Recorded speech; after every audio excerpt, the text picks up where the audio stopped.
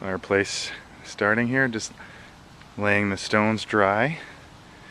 The pad you can see is all hardened. Put up stakes.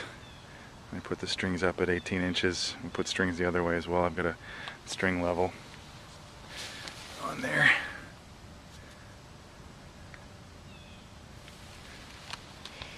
So I'm gonna get the mortar ready and lay down a